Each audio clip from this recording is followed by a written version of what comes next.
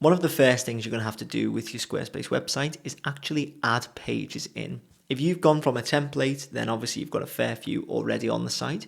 But if you want to add pages that are completely from scratch, that you've chosen, well, then you're going to need to know how to add those in. So in this quick video, I'm going to show you where to find your pages and then how to add new ones in.